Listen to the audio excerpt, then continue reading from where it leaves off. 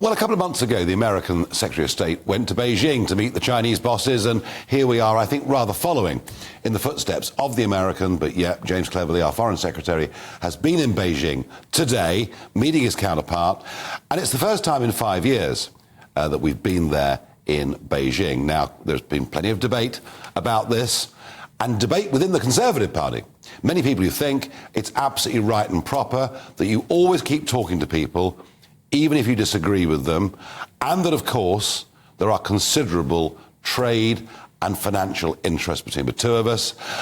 Others, it's that Sir Ian Duncan Smith again, he really is in the news a bit these days, leading the charge saying, well, basically, this is simply appeasement of the regime. Now, Cleverly has said that he raised directly the issues of the 1 million Uyghur Muslims who are effectively being held in detention, that he raised various human rights issues, and indeed that he raised the question of Hong Kong. I wonder how much Taiwan was actually discussed, because I'm quite fearful for what might happen there next year. But it is to Hong Kong that I think we have to look, just to raise a concern about Hong Kong, given that the Chinese government have broken every agreement with us, strikes me as frankly not being quite good enough. Benedict Rogers is CEO and co-founder of Hong Kong Watch and a friend of this programme. Benedict, first off, can you really work out what British government policy towards China is? No, I think it's an extremely confusing position. It's sending out a lot of mixed messages. I mean, James Cleverly, on the one hand, is saying some of the right things on human rights issues. The question is to what extent, in what depth. But on the other hand, he talked today about having I think his words were a sensible, pragmatic working relationship. Yeah. How can you have that relationship with a regime that's committing genocide? Well, I mean, when he says he raised the issues, it feels a little bit like, well, I've ticked that box, I've raised that. Let's forget about that and then talk about money. Yes. Is rather how it feels to me. Absolutely. And in relation to Hong Kong, let's remember this is a regime that has completely broken and trashed an international treaty. Would you just briefly remind GB News viewers and listeners what the agreement was? Absolutely. So in 1984, Margaret Thatcher signed the Sino-British Joint Declaration with her counterpart at the time, which was to pave the way for the handover of Hong Kong. And in that agreement, Deng Xiaoping had come up with the concept of one country, two systems. So the idea that after the handover, China would have sovereignty, but Hong Kong would have a very high degree of autonomy. Yep. And crucially, its basic way of life, its basic freedoms as one of the most open, freest cities in Asia would be guaranteed for at least 50 years from the time of the handover. And here we are halfway through that 50-year period, and all freedoms have been completely dismantled in Hong Kong.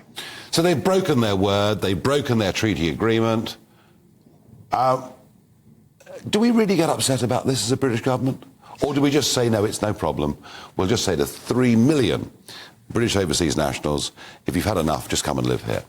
Well, I would give the British government credit for that BNO policy, because I think that has offered a lifeline to those who need to get out, and Hong Kong Watch advocated for that policy. But we mustn't let the British government get away with thinking that that's all they need to do. They should be, for example, the US has placed sanctions in response to what's happened in Hong Kong. We've done nothing. And crucially, and this I think would be of particular interest to you, HSBC has frozen the bank accounts of a number of pro-democracy activists and political parties in Hong Kong. I know you've had a similar challenge. And also, some of the major pension fund providers have denied Hong Kongers who are leaving Hong Kong access to their hard-earned pension savings on the instruction of the Hong Kong authorities. Yeah. So what would you want the British Home Secretary to do, Benedict? Well, I would have wanted him to take a much more... I don't object necessarily to him going, because I do agree that you can't just ignore one of the world's major superpowers. No. So the question is not do we engage, it's how to engage, in what way and at what time. I question the timing of the visit, coming just a month or so after 8 exiled Hong Kong activists, 3 of whom live in this country, were issued with arrest warrants and bounties by the Hong Kong government. But nevertheless, I think if he was going to go, he should have been much more robust. He shouldn't have talked about a sensible, pragmatic working relationship. He should have said, you need to honour your... And this under a Prime Minister who, when he campaigned to be leader of the Conservative Party, made it clear that China was a threat. He doesn't use that word anymore, does he? He doesn't. I think it's actually banned within the Foreign Office, I've heard. I think it is too. Benedict, as ever, thank you for coming in. And it's just a reminder, folks, that this was a solemn agreement between us and the Chinese, and until 2047, it was supposed to have in Hong Kong a great degree of autonomy. It has completely and utterly gone. Now, the What the Farage moment, you